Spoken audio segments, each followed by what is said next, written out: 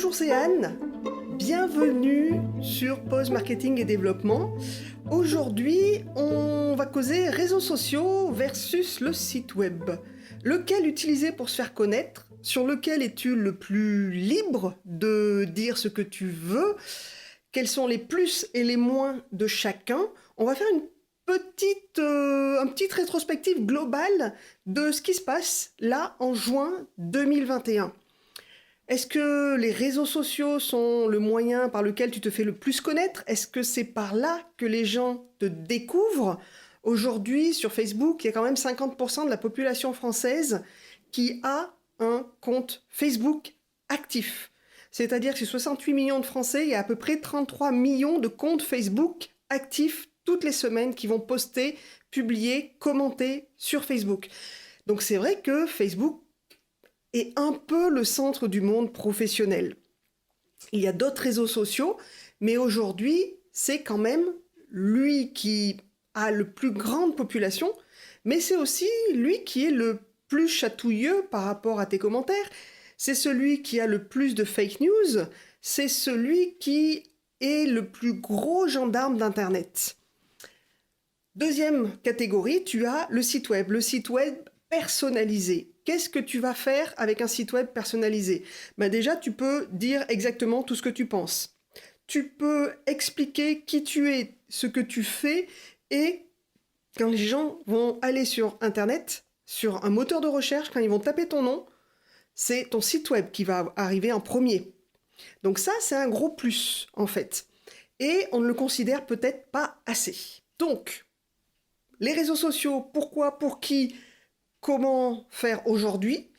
Deuxième partie, les sites web. Première partie, les réseaux sociaux. Pourquoi les réseaux sociaux? Alors, le plus gros réseau social, c'est Facebook, avec sa petite sœur ou son petit frère Instagram, qui appartiennent à la même entité.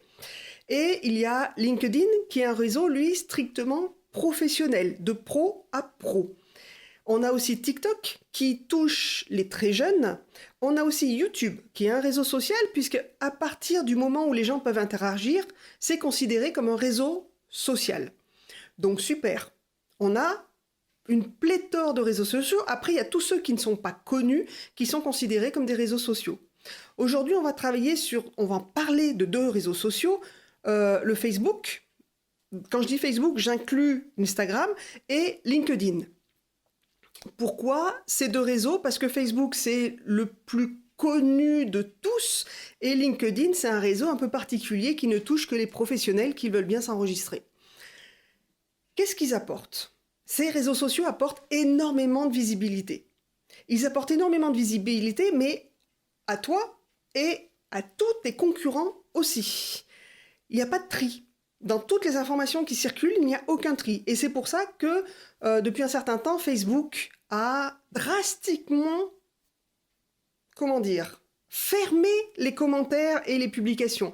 Il a viré pas mal de comptes qu'il jugeait trop fake news, trop creux, En fait, le problème, il est là. C'est que sur les 33 millions de comptes français, c'est-à-dire 50% de la population française qui a un compte, beaucoup sont de faux comptes qui vont avec des robots publier des différentes informations ou faire des commentaires pour faire remonter. Tu sais, l'algorithme de Facebook, si tu as une publication qui est commentée, likée ou avec les petites émoticônes, suivant comment ça se passe, en fait, tout ça, ça va faire plaisir à l'algorithme. Et plus tu as de commentaires, plus tu as de likes, de j'adore, de tout ça, plus ta publication va être visible. Donc ces robots de fake news, ils vont publier des fake news et d'autres robots vont venir commenter ou liker ou mettre des j'adore, des tristes, des en colère et tout ça sur ces publications pour les faire remonter dans ton fil d'actualité, dans le fil d'actualité de plein de personnes. Donc forcément, Facebook a le droit d'être le gendarme. Facebook est une société privée. En tant que société privée, c'est elle qui dicte ses lois. Tu te souviens, Twitter, Trump qui s'était fait jeter de Twitter, tout simplement parce qu'il avait outrepassé les droits que Twitter lui accordait. Donc, oui, on a eu des politiques qui se sont dit « Ouh, Twitter, c'est méchant, il faut que l'information passe ». Non, c'est pas national, Twitter, c'est une société privée qui applique ses droits, point. Facebook, c'est exactement la même chose. Et aujourd'hui, tu peux te faire bannir de Facebook. Moi, par exemple, coucou Damien, qui poste une photo de son vélo et de lui en haut d'une montagne, et je dis bravo, sacré coup de pédale. Votre commentaire est offensant. En fait, Facebook va lire via des robots tous les commentaires qui vont être postés. Pédale, pour lui, ce n'est pas le verbe pédaler. Pédale, c'est une insulte. Ok ? Donc, bravo Damien pour ce joli coup de jambe sur tes... Comment dire ? Ça devient un peu compliqué. Et beaucoup de mots qui ont été détournés de leur sens premier, aujourd'hui servent d'insulte. Du coup, comment on fait pour s'exprimer librement sur Facebook ? Et ça, c'est un problème aujourd'hui qu'on rencontre régulièrement. On va le rencontrer dans les commentaires en tant que personne privée, mais aussi dans les publicités. Si tu as un compte professionnel et que tu veux faire de la publicité, certains mots sont interdits dans la publicité Facebook. Tu es banni d'office, ta publicité est rejetée, mais ensuite ton compte peut être banni. Et là, c'est tout le souci. C'est-à-dire que si tu as construit toute ta communauté sur Facebook, tu ne peux plus la joindre. Tu ne peux plus lui parler, tu ne peux plus rien lui proposer. Donc, attention à Facebook. LinkedIn, c'est un peu la même chose. On est de pro à pro et les photos de chatons n'ont pas forcément la cote. Mais attention aussi, tu peux bannir quelqu'un. Personnellement, sur LinkedIn, je ne sais pas ce que j'ai fait, mais certains le considèrent un peu comme un mythique. Je ne sais pas ce qui se passe et je ne suis pas la seule à le constater. Donc non, quand je suis sur LinkedIn, c'est pour travailler, c'est pour échanger avec des professionnels, c'est pour communiquer. Mais non, je ne suis pas là pour me faire draguer. Et souvent, quand les personnes sont un petit peu lourdingues à la drague, ils sont dénoncés. Qu'est-ce qui se passe ? Ils sont bannis de LinkedIn. LinkedIn, société privée, elle fait exactement ce qu'elle veut. Donc attention, parce que tu es sur les réseaux sociaux, mais comme ils ont été beaucoup accusés de faire passer des fake news, de faire passer n'importe quoi comme information, et que beaucoup de gens considèrent Facebook comme un ameneur d'informations. Je pense qu'ils le confondent avec France Info ou RTL, et encore, même ceux-là font paraître l'info avec certains biais. Entre RTL, Europe 1 et France Info, sur la même information, tu n'auras pas les mêmes choses. Et certains considèrent Facebook comme ce qui va les informer. Non, Facebook, c'est un réseau social. Donc chacun, logiquement, pourrait dire ce qu'il veut sur ce réseau social. Donc du coup, tu as toutes les opinions possibles. Et c'est là que Facebook, LinkedIn, Instagram rentrent en jeu. Tu as des lois, tu as des règles à respecter. Si tu ne respectes pas, 1, ta publication est rejetée. 2, tu peux être banni. Et donc, si tu es banni, comment tu fais ? Comment tu fais pour parler à ta communauté, pour parler à tes fans, pour parler à tes prospects et à tes clients ? Quelle est la solution ? Aujourd'hui, la seule solution que j'ai à te proposer, c'est le site web. Le site web, parce que tu es, à moins d'enfreindre les lois de ton pays, mais bon, on est en France, on est quand même assez bien protégé là-dessus, à moins d'enfreindre les lois de ton pays, ton site web t'appartient, tu fais ce que tu veux avec. Tu as envie d'avoir un article très polémique, tu fais ton article et tu l'envoies sur Facebook sans utiliser les mots polémiques dans ta publication en fait. Ça, c'est tout à fait faisable, possible. Si je dis les deux en même temps, ça ne va pas aller. C'est tout à fait possible. Dans un site web, tu es indépendant. Tu sais ce que tu vas mettre, tu dis ce que tu veux, tu peux proposer ce que tu veux. Dans un site web, donc, tu es libre de dire et d'utiliser le vocabulaire que tu souhaites. Il n'y a pas de vocabulaire proscrit dans un site web, puisque c'est ton appartenance. C'est toi qui as signé chez l'hébergeur, c'est toi qui as signé le nom de domaine, c'est toi qui crée le site web, tu es propriétaire de ce qu'il y a à l'intérieur. Attention toutefois, sur un site web, si tu acceptes les commentaires, c'est toi qui vas aller au tribunal s'il y a des commentaires injurieux. Donc, tout ce qui est sur le site web t'appartient, y compris les commentaires des autres. C'est pour ça que moi, je vire les commentaires, je n'ai pas envie de passer du temps à les trier, à les relire, à l'accepter, pas accepter ou autre. J'en mets point. Ok, tu veux me parler, Facebook, LinkedIn, Messenger. Tout est sur le site. Tu peux t'exprimer librement sur un site web. Et alors, par contre, effectivement, je crée des sites web, donc j'en ai entendu parler. Ah non, mais un site web, c'est difficile à faire. Non, franchement, aujourd'hui, avec les technologies qu'on a, c'est super facile. Par contre, attention, parce que Wix, Solocal et compagnie, quand tu crées un site web, tu n'es pas libre de tes choix. C'est eux qui te dictent tes choix. Tu veux faire quelque chose de plus sur ton site web, ça va être payant. Ce n'est pas toi qui va modifier ton site web comme tu le veux. Il y a des moments où tu vas devoir mettre la main au porte-monnaie, comme on dit.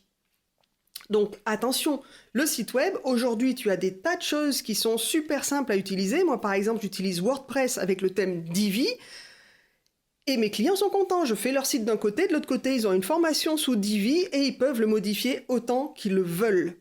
Ça, c'est ce que nous propose aujourd'hui le mieux sur Internet. On peut créer notre site web tranquillement. Est-ce que c'est cher ? Ça dépend. Ça dépend complètement. Cher, pourquoi ? Alors cher déjà d'après toi, mais aussi, avant on faisait payer le site web à la page, parce qu'on codait page après page. Donc forcément, ça prenait du temps à coder. Aujourd'hui, c'est en fonction des fonctionnalités que tu veux sur ton site web, c'est en fonction de la diffusion, du nombre de plugins, du nombre de ceci, cela. Quelles sont les fonctionnalités que tu veux, c'est-à-dire un agenda ou juste une fonction formulaire ou une fonction opt-in ou autre. Ça, c'est tout toi qui dois le catégoriser avant de créer ton site web. Et c'est là que tu peux voir si c'est cher ou c'est pas cher. Moi, je vois des gens qui reviennent vers moi parce qu'ils ont fait faire leur site par le cousin du petit-neveu. Alors peut-être pas, voilà, mais le petit-neveu du voisin, le problème, c'est que ce petit-neveu, il était disponible tant qu'il était étudiant. Maintenant, il bosse dans une banque, il n'en a plus rien à faire du site web. Et là, on arrive sur un autre point. Le site web est très intéressant si tu l'entretiens. Alors, il y a l'entretien technique. Oui, il y a l'entretien technique, mais qui reste encore très mesuré aujourd'hui. Et surtout, si tu veux que ton site web soit vu et très visible, tu dois être ami avec Google. Google ne va pas te bannir. Google ne peut pas te bannir. C'est vraiment... voilà, il peut te mettre dans un bac à sable quelque temps pour le sandbox, pour vraiment voir si ton site n'est pas trop litigieux. Mais généralement, tous les sites existent. Tu cherches des choses un peu gore, tu trouves sur le web, sur Internet. Donc, voilà, tout existe. Par contre, tu dois être ami avec Google. Donc, il y a certaines choses à faire dans l'ordre, le référencement, les mots-clés, faire attention à tes images, à la taille de tes images, à la vitesse de ton site, à le fait qu'il soit responsive ou non. Tout ça, ça se travaille. Petit à petit, tu peux refaire ton site web. Et de la façon dont tu fais tes réseaux sociaux, tu peux travailler ton site web régulièrement. Et ça, tout ça, ça se travaille ensemble. C'est-à-dire, en conclusion, il n'y a pas soit les réseaux sociaux, soit le site web, mais le site web, tu en seras toujours propriétaire. Les réseaux sociaux peuvent amener vers le site web, mais grâce au site web, tu peux aussi collecter les données de tes clients.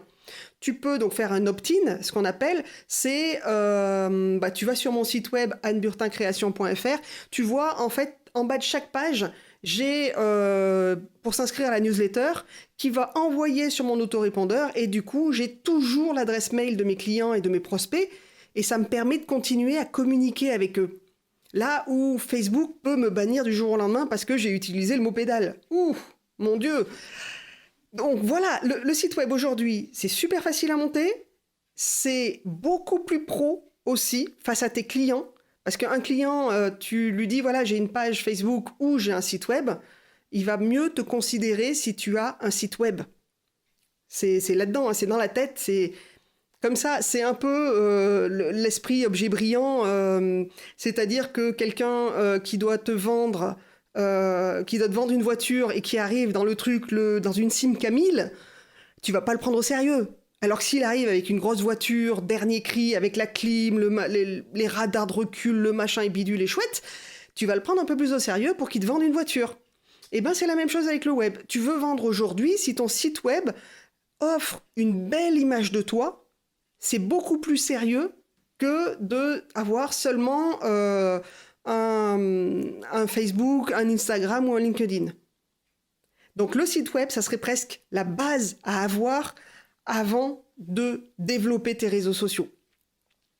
Deuxième chose aussi sur le site web qui est très important, c'est qu'à partir du moment où tu as un site web, tu as déposé un nom de domaine. Et du coup, avec ce nom de domaine, tu vas créer une adresse mail. C'est vachement plus pratique. Bah oui, à la place de anne@gmail, @free ou @yahoo ou je ne sais quoi, tu peux avoir une adresse avec ton nom.